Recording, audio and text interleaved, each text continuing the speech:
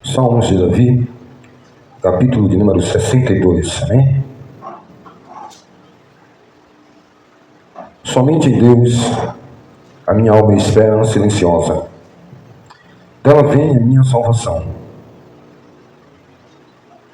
Só Ele é a minha rocha, a minha salvação e o meu alto refúgio.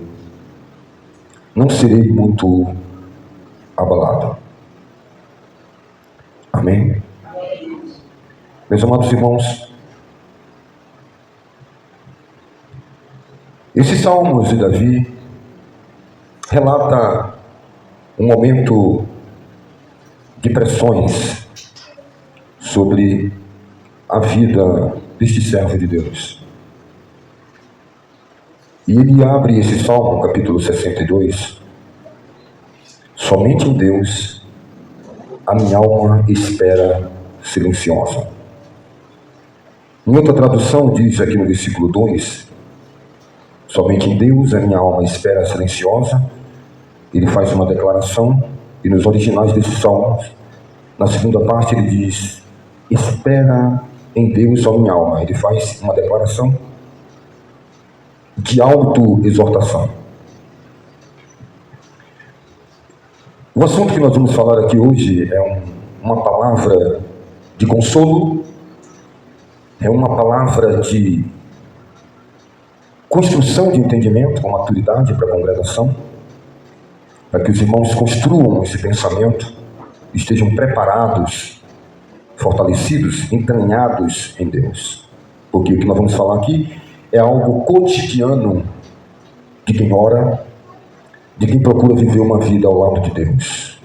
Então, vamos construir esta narração. Ali, em uma das revistas na Europa, a Gerstpost, saiu uma publicação de alguns pais, no caso um pai e uma mãe, que comprou uma secretária eletrônica para atender o telefone quando eles não estivessem em casa. E lá a secretária eletrônica, ela já vem com um dispositivo, onde aquele dispositivo atende automaticamente a mensagem e deixa ali a caixa de recados. Só que os pais também tinham a alternativa de colocarem a sua própria mensagem, né? Como eles aqui a família tal, deixe seu recado na caixa de mensagem. Então eles faziam uma gravação naquele aparelho e não ficava ali de forma robótica, dava uma originalidade à secretária eletrônica, como gostaria que os proprietários atendessem quem ligasse. E aí resolveram pegar a sua criança, sua filha de 6 anos de idade, para poder deixar uma mensagem gravada. E lá eles colocaram play, e aí pediram, ó minha filha, você fala aí, olá, aqui é da família tal, deixe sua caixinha de mensagem para papai e para mamãe, alguma coisa desse tipo. E aí, ele está preparada, filha? Vamos lá? 1, 2, 3. Apertaram play. E na hora, aquela criança de 6 anos titubeava, gaguejava e não conseguia gravar. O pai e a mãe olhavam e diziam, vamos tentar de novo, vamos ensaiar. Aí ensaiava, dava certo. Então vamos lá agora? Vou apertar o play. Play. E aí a criança gaguejava e dava um tiltzinho na cabecinha dela e ela não conseguia gravar conforme o ensaio. Sem o play, ela falava normal. Quando dizia, vamos colocar o play, ela titubeava, gaguejava. E aí os pais diziam, não, tá bom, vamos deixar aí pela secretária eletrônica, como já veio o modelo de fábrica. Eu lendo esses Salmos, capítulo 62, eu pude fazer uma analogia de como as pessoas estão debaixo de grande estresse. Essa palavrazinha em inglês, que é expressões psicológicas, as palavras que são direcionadas à sua vida, foi falado aqui sobre ataques. E me parece também que Gideão estava ali sob um grande ataque, muitos questionamentos, muitas cobranças, muitas exigências. Geralmente quem exige do outro, eu sempre tive esse padrão, quem exige do outro são pessoas que não exigem de si mesmo.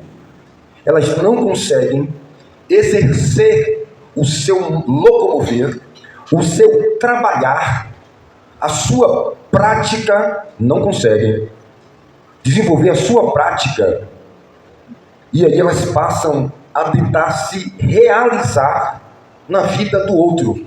Então sempre estão olhando o outro, cobrando do outro, exigindo do outro aquilo que elas, no seu estado pleno de vida, não conseguem exercer.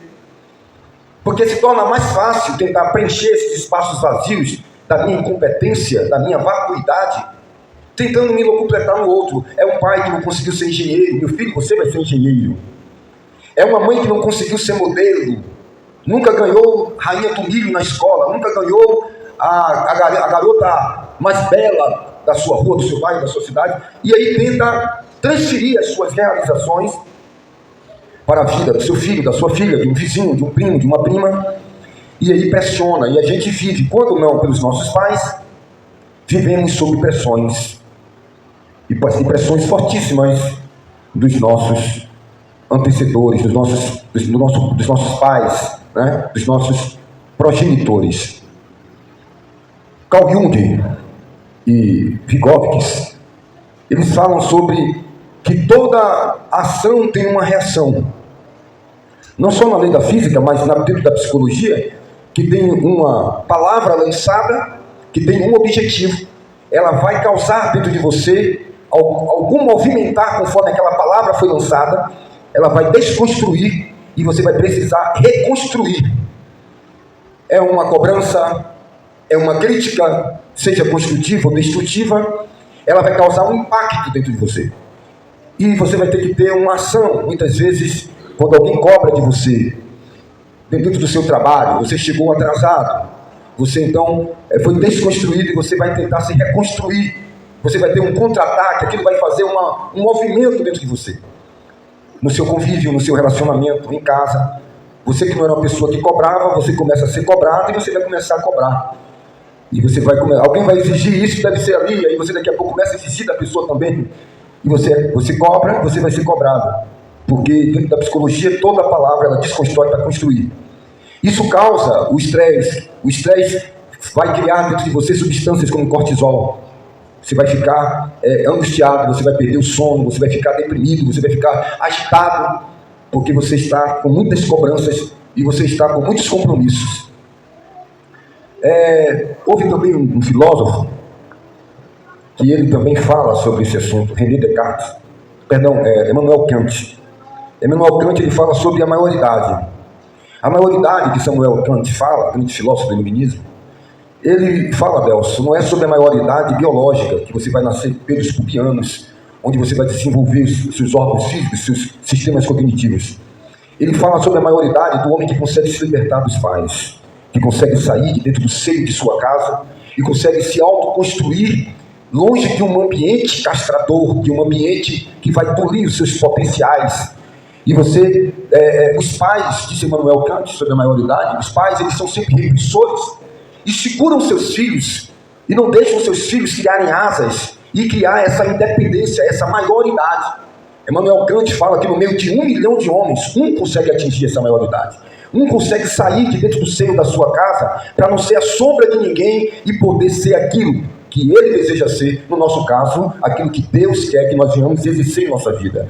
Foi essa ordem que Deus deu para Abraão, para que ele atingisse essa maioridade, não a maioridade biológica, mas a maioridade de ser ele em Deus, como nós somos em Cristo, sermos em Cristo. Mas os pais, disse Immanuel Kant, eles são policiadores, eles reprimem, eles deprimem, eles oprimem, eles não deixam que os filhos venham imigrar.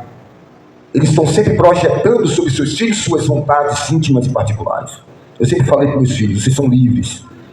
O que eu tenho que passar para vocês são as condutas morais. Eu não tenho que lhe dar uma gravata, um paletó. O presente que eu dei para eles é uma Bíblia. Todos eles têm uma Bíblia com dedicatória. Para que nós não viéssemos tentar colocar as nossas vontades. Nós não devíamos nem ter vontade sobre ninguém. Porque cada pessoa é aquilo que ela vai ser conforme Deus queira que ela seja. A palavra de Deus diz que Deus subiu aos céus, levou cativo o cativeiro e deu dons aos homens. Ele olhou para o pastor Antônio e viu que o pastor Antônio tinha um dom. O dom é esse. Ele talvez não tenha um desenvolvimento na palavra, mas ele tem o dom de auxiliar. Barnabé, ele tinha o dom da consolação, da palavra.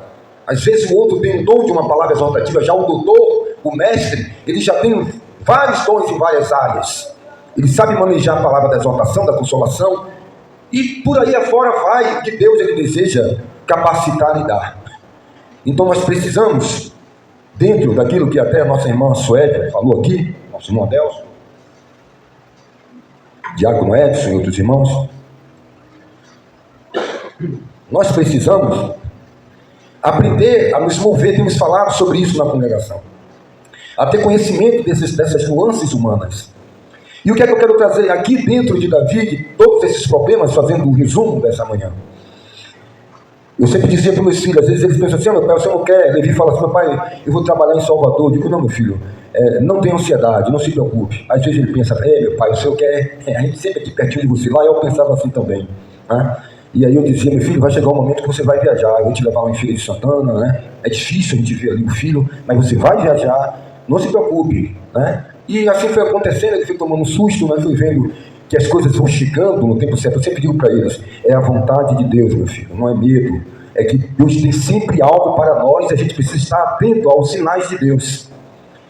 Nós não podemos, né? Eu saí de casa praticamente com 20 anos de idade, 19, comecei a buscar minha independência, uma luta terrível, dos meus 10 até meus 18 anos ali, guerreando, lutando para ser eu, meio uma família enraizada em dogmas, em conceitos morais, em conceitos tradicionais. Eu chegava a conhecer primos de terceiro grau, para você entender a unidade da família. Eu conhecia tios dos meus pais, conforme centralidade da família. Aos domingos sempre aparecia mais um, mais alguém, mais uma família. Não era uma família que eu só conhecia meus primos e meus avós. Era uma família tão enraizada que eu chegava a conhecer a segunda geração que antecedia meu pai. Os meus bisavós, os bisavós ali, como se fossem os avós, tios de tias, primos de minha mãe, primos do meu pai, família grande, toda enraizada, e essa influência grande, centralizadora na mesa, em torno do coronelismo, tanto do meu avô, como da religiosidade de minha avó, e aquela coisa toda, e tias, né? 13 tios, não sei quantos primos, um é isso, um é aquilo, um é advogado, um é médico, um é contador, e aquelas influências, nós vamos pagar sua faculdade nisso, você vai ser aquilo, outro vai ser fazendeiro, quer que seja fazendeiro, não, outro quer que seja empresário, e ali no meio daquilo ali era um regime filosófico, era outro regime religioso, e ali aquelas forças, aquelas ondas furiosas, né?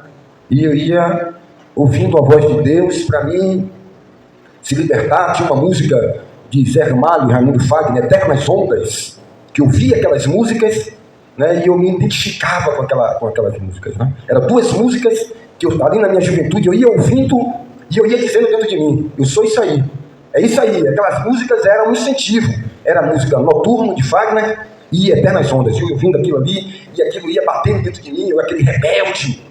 Eu era contra o regime escolar, eu era contra a questão de fazer a prova para poder dar uma nota ao aluno. Eu achava que aquilo era injusto, porque poderia ser um dia que meus pais tinham brigado em casa, e eu não estava com a cabeça legal, e eu ia chegar ali, a matéria que eu dominava o semestre todo, no momento ali, aquelas pressões, o estresse, ia fazer com que eu não funcionasse. Então essa questão avaliativa educacional, eu era completamente contra. Uma vez um professor meu de geografia, professor Roque, perguntava, rapaz, eu não entendo, você só tira 10, você é um cara que domina tudo, e lá no conselho de classe eu vi que você, em algumas matérias de ciências exatas, você não consegue funcionar bem.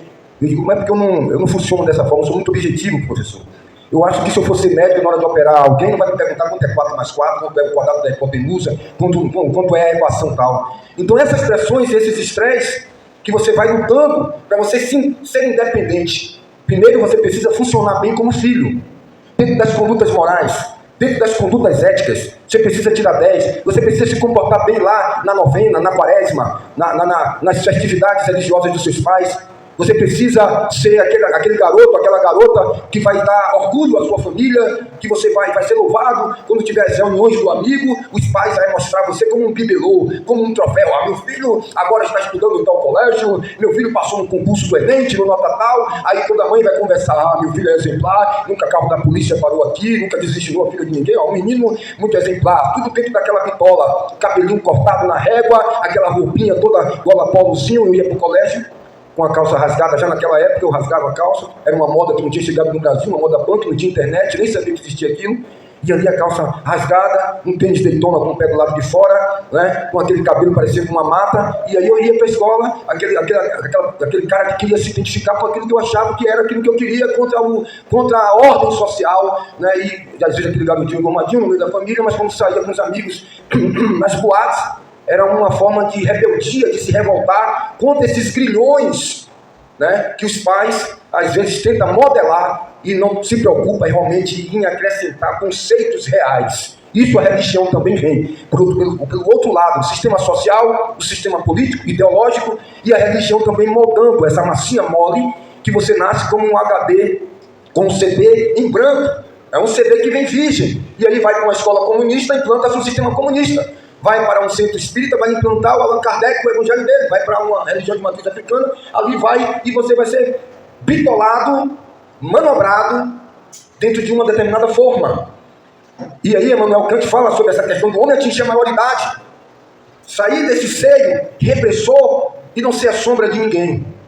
E dessa forma a gente vai aprendendo a ser bom filho, aprendendo a ser um bom marido. Você vai tirando 10 em tudo isso no boletim. Você não adultera, você não é um cara alcoólatra, você se encaixa dentro do belo quadro social, como diz a Seixas na sua música, eu que não me sento em um trono de um apartamento, com uma boca escancarada cheia de dentes, esperando a morte chegar, né? Aquele camarada ali bitolado dentro de um escritório, né? Ali seguindo um belo quadro social e perdendo toda a sua vida e toda a sua felicidade, sendo uma coisa que não é o que ele quer ser. Com isso, a nossa liberdade não pode ser anarquista, a gente ser uma pessoa que fere os conceitos, não é sobre isso que estamos falando.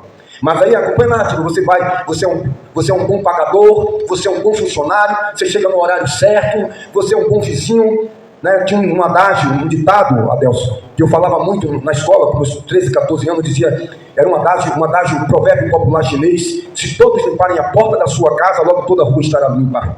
Não vai precisar de limpeza pública, ninguém varrer, a prefeitura não vai gastar dinheiro, cada um limpe a porta de sua casa e toda a rua estará limpa. E a gente vai sendo um bom funcionário, um bom filho, um bom pai, um bom marido. Se encaixe, depois que você resolve tudo, você é um bom irmão na igreja, você não fala mal do outro, você contribui, você coopera, você está nos trabalhos do ciclo de oração, você está nas campanhas de oração, tudo beleza. Mas se você pegar, irmã Márcia, o pacote com os seus problemas e levar a sua caixinha de problemas e colocar sobre a balança, e deu 100 quilos de problema, 99,9 não é seu. Porque você já tirou, você está legal. Você vai fazer o autoexame. Pô, eu sou um bom irmão. Eu sou um bom filho. Meu pai nunca foi na delegacia. Ninguém nunca bateu na porta trazendo queixa. Pô, venci aquela etapa de ser um bom filho. Pô, sou um bom marido. Ajudo nos afazeres domésticos. Procuro estar ali. Sou um bom pai. 10. Bom marido, 8,5, precisa aperfeiçoar. Você vai fazendo o autoexame. A Escritura diz: examinar a vós mesmo para ver se já não estás reprovado. E o Espírito de Deus não está mais em você. Mas você vai fazendo o autoexame. Não é fazer autoexame dos outros. O apóstolo disse: miserável homem que eu sou. Ele não disse miserável homem que Paulo é, Pedro é, miserável homem que Malaquia é, miserável homem que Jonathan é. Ele disse: miserável homem que eu sou. Autoanálise, o outro é o outro. Cada um dará conta de si mesmo a Deus. E aí eu faço uma autoanálise, porque eu preciso melhorar nesse lado. Mas esse problema aqui foi oriundo porque eu fui lá para a casa de fulano e estava tendo uma conversa, eu também dei uma opinião, e na hora do bolo doido, todo mundo disse que estava lá falando com fulano. Então Pedro já está nos advertindo: se alguém for perseguido por causa da justiça, porque está sendo um servo fiel, glorifique a Deus, porque sobre vós repousa o Espírito da glória de Deus. Mas não se intrometa em coisas alheias. Muitas vezes é um comentário, muitas vezes é ouvir uma fofoca, outras vezes é uma mentira. E aí quando você chega lá, que você chega a conta o resultado do boleto, meu Deus, faça um autoexame, quem estava lá, quem falou, quem fez, quem comprou, está aqui, ó, quem comprou no boleto, porque está endividado. Tem que ser verdadeiro, tem que ser real. Qual é o motivo dos seus estresses? Qual é o motivo dos seus problemas?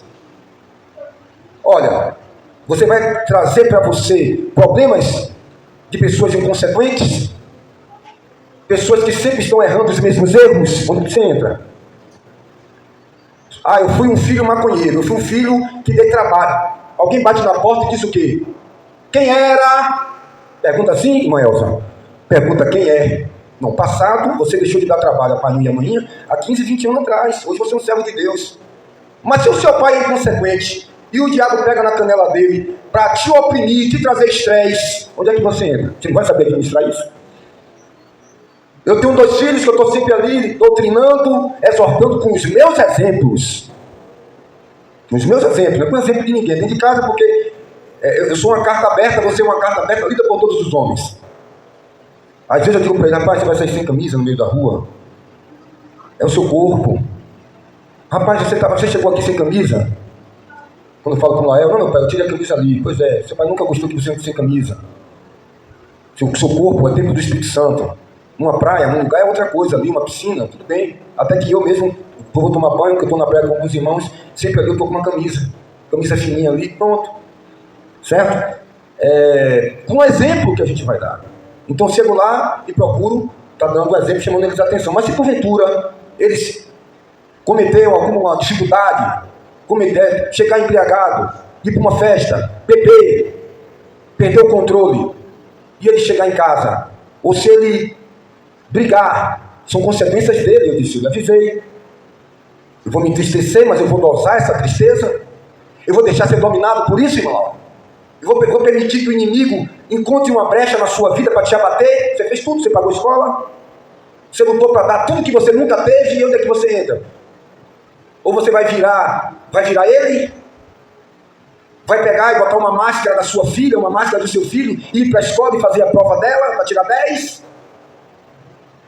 Você agora, onde é que você entra? O inimigo tem tirado, presbítero Weber, a saúde das pessoas. Escute bem.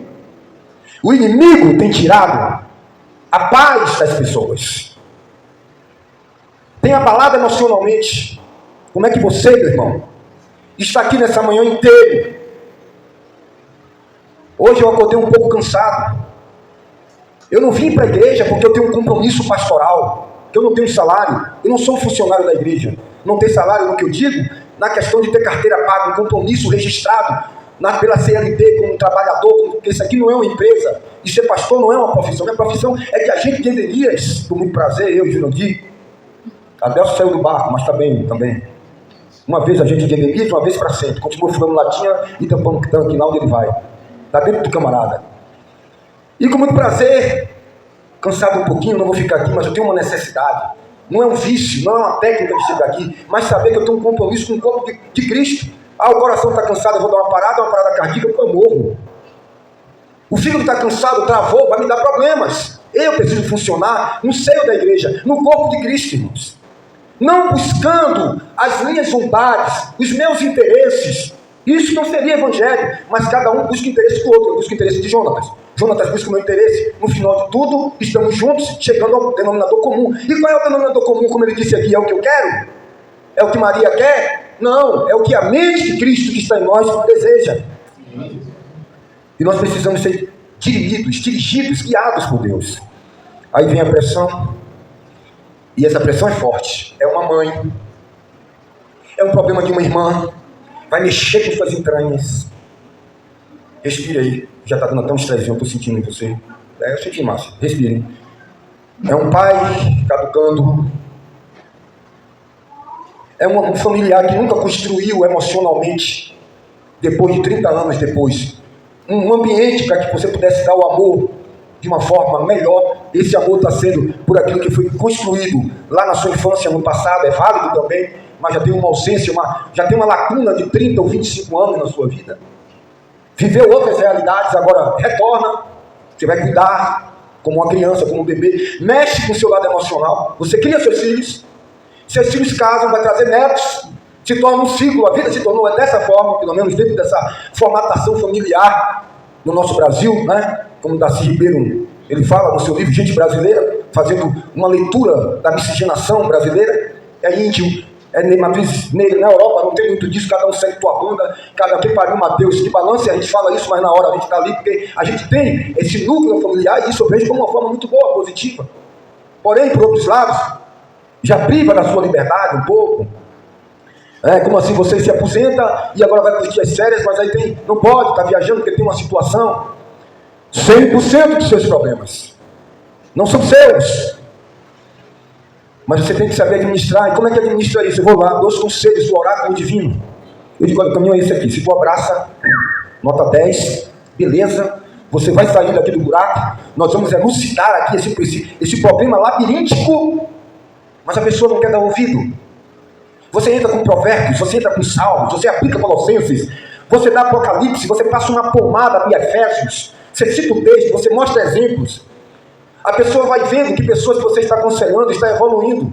Ainda que você cure todo mundo, Paulo, mas você tem um problema nos olhos. Ainda que você ore por todo mundo, Timóteo, mas você tem um estômago, você tem um espinho na cara. Isso não significa que você não está com Deus. O fruto está nas pessoas. Paulo fala: vós, Coríntios, sois a minha glória, sois os meus frutos. Vocês testificam do que eu sou, do que eu ministro, do que eu prego. Ainda que Deus, conforme talvez algumas vaidades que eu não conheça, ou Ele quer que eu continue nesse caminho, dentro dessa maturidade. Você vai sair hoje aqui, Deus me deu a permissão de vender o outro carro, comprar um outro, ali meus filhos, eu sei, posso saber dirigir, sei, tenho medo, não tenho medo de nada. Mas eu gosto ainda, me acostumei, ainda modifiquei muito aquela ideia de um carro, de uma dependência, eu sempre fui muito independente, entendeu? Eu sei que tem dias contados toda essa questão de matriz, de combustível. E Deus vai me dando um equilíbrio, para mim tanto faz como tanto fez, tem uma moto, tanto faz. Aqui pastor Antônio, o diácono Edson, outros irmãos aqui, várias vezes, subi lá para Papoeira do Sul de moto, vinha de madrugada de noite, está ali, esqueceu, está tudo aqui. Não tem nenhum medo, não tem nenhum trauma, somos resolvidos nesse sentido, mas gosto de andar, gosto de estar ali, e Deus vai nos dando o quê? O equilíbrio, tanto ter como não ter. Mas se a gente não souber administrar as situações de nossas vidas, onde você vai dando conselho, a pessoa vai lá, acerta, daqui a pouco retorna, tudo de novo é recorrente, são pessoas inconsequentes. Você vai permitir que o diabo use essas pessoas para fragilizar a sua vida?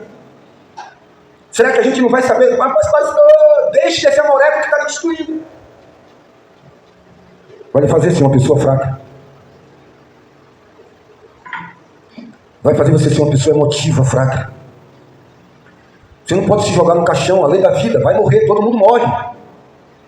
Prepare o seu psicológico. Davi disse: aquele que está em Cristo, que confia nele, não tem maus notícias. Bateu na porta. Davi tocou, meu Deus, uma notícia. Eu vivi em pânico. Preste atenção nesse testemunho. Famílias grandes são muitos problemas. É uma probabilidade matemática. Se você tem 3 tios, talvez um dê problema. E você está lá na festa, fulano, o caçula, foi para a boate, deu um pau na cara de um, foi tiro para tudo que é lado. De repente, numa festa, você recebe uma notícia, vê todo mundo gritando, chorando, e você não sabe o que é, você já fica tenso.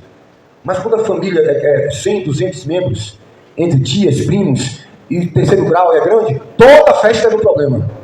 Eu já ficava tenso. São João vai ter uma desgraça. Natal vai ter uma desgraça.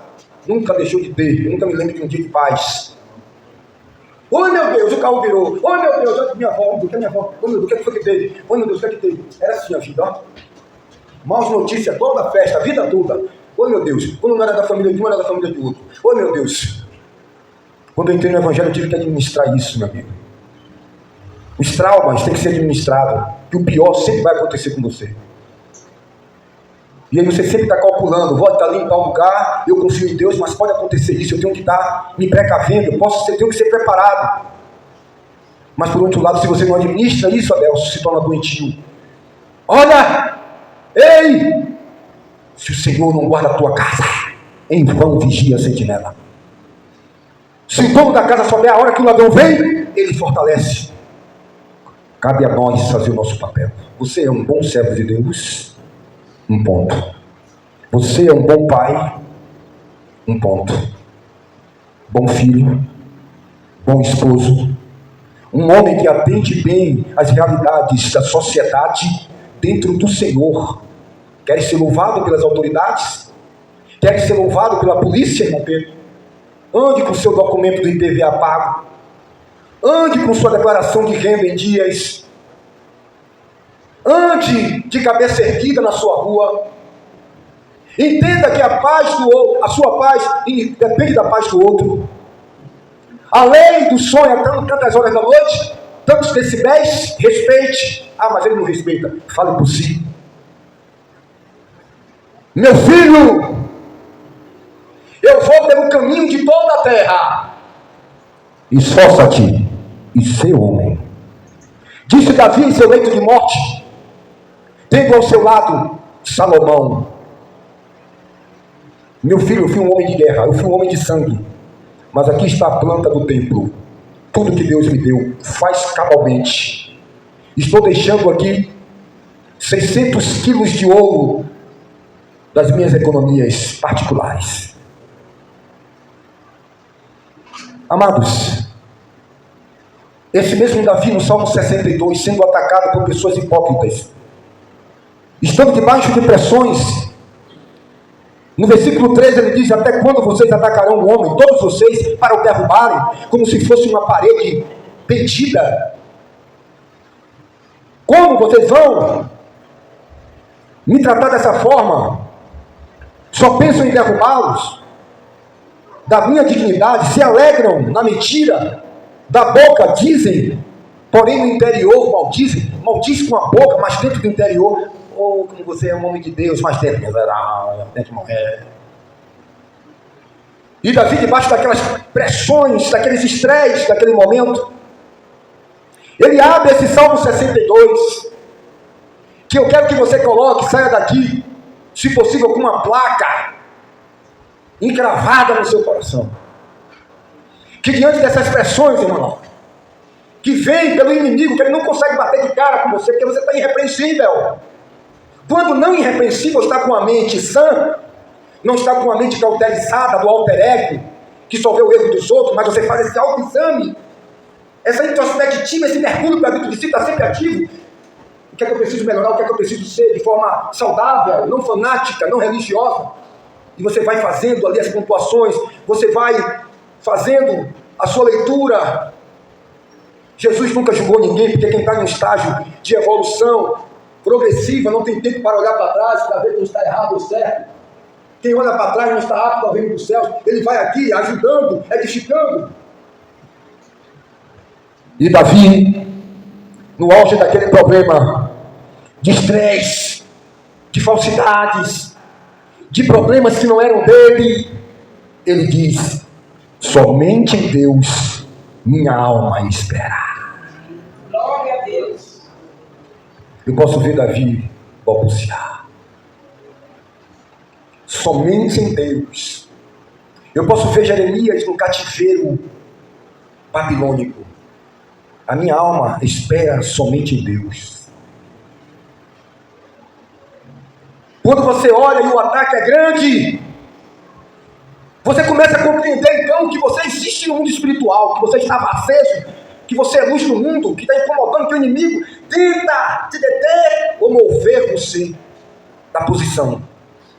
Ele não consegue encontrar brecha em você para fender você, para rachar você. Você é íntegro. Então os ataques, os tomahawks, os mísseis, as granadas, as minas, as setas inflamadas, as setas que vão de dia e vão de noite, ela começa a ser atacada para mexer com seu corpo, mexer com sua mente, mexer com sua saúde física, porque você é um soldado, para que você venha morrer, literalmente, e ser um a menos no campo de guerra. Quando não desestimular você a sair do primeiro amor, a neutralizar você, a esfriar você no primeiro amor, e você vai definhando, você vai abandonando, você vai perdendo o brilho, você vai se tornando um ser cansado. Os ataques, os problemas do teu pai, da tua mãe, dos teus irmãos, do inverterado, um alcoólatra, um na mão do agiota, um na mão do tigrinho, viciado em jogo, vendendo moto, carro, televisão, casa, outro na mão do agiota, na mão do cigano, e ali se torna um subidor, um abismo, chamando outro abismo e arrastando todo mundo. Irmãos, uma vez eu emprestei uma máquina a um camarada, me pediu chorando, na porta de casa, dobrou o joelho chorando. Eu me compadeci, ele disse: eu alugo, eu pago, pelo amor de Deus, me ajude. Eu disse: amanhã eu lhe dou a resposta. Entrei dentro do quarto, orei, e disse: Deus, eu vou fazer um aluguel, um contrato. Deus disse: meu filho, a máquina está aqui parada há 5 anos. E se você emprestar e ajudar uma pessoa, tem que sempre receber algo em troca. Eu vou dar um paletó para Jurandir, esperando receber um tênis. esperando receber um presente, porque ele vai ter que superar. Se eu dou para ele um cacau, ele tem que me dar 3, 4, porque é isso aí. Você planta, semeia, sempre vai colher mais. E eu disse assim mesmo, Deus, eu não posso ser maldoso, mas eu estava só pensando em ajudar aqui no aluguel e tal, mas é mesmo, a máquina está aqui parada, por que que eu tenho que colher algo em troca, algo que vai ficar mais 10 anos parado ali? E eu fui no outro dia no trabalho dele e disse, olha, o senhor vai lá e pega a máquina, eu vou te emprestar. Oh, meu Deus, estou endividado, está tudo montado aqui, eu digo, pegue a máquina. E daqui a uns meses eu já vou comprar a minha, e eu vou, pastor, devolvo, aí eu vou querendo tomar o joelho de novo, beijar meu estado. Eu digo, não, meu irmão, fique em paz. Crente. E assim passou 1 mês, 2 meses, eu disse, eu vou comprar aqui em sua mão, o senhor vende a crédito? Te vendo sim. E aí ele pegou uma caderneta, eu comprava, todo dia comprava. Ia lá, comprava. Ele anotava, todo mês eu ia pagava. Ele nunca me deu sequer um saquinho de broa. Eu ia lá no final do mês e pagava quanto é, naquela época, 230, 240. O aluguel da máquina era 350, 400 se fosse alugar. Em 1 ano e 3 meses, ele nunca aliviou, nunca disse assim, não, esse mês é comigo, fique tranquilo. Nunca. Eu nunca fiz cara feia, brincava, chegava lá, comprava, porque eu dei de coração, emprestei de coração.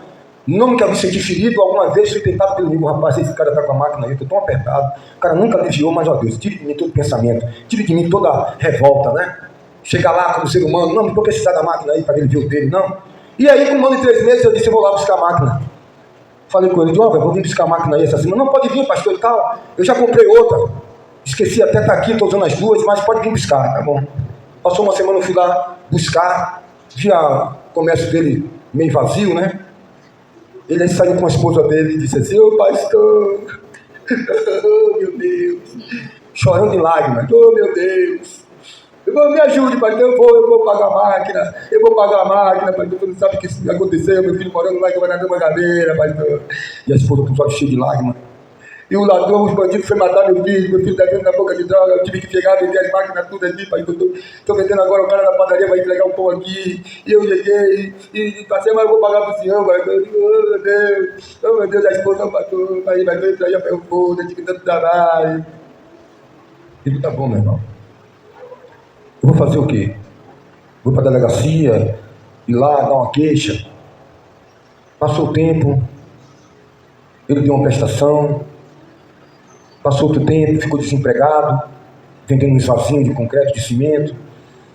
Quando é um dia eu estou pregando em um lugar, ele está lá sentado, ele aceitou Jesus, já tinha aceitado, já.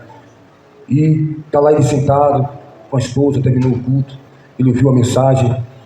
Ele disse, pastor, eu não estou esquecendo do senhor não, pastor, estou correndo atrás agora da minha aposentadoria. Tá bom, meu irmão, fique tranquilo.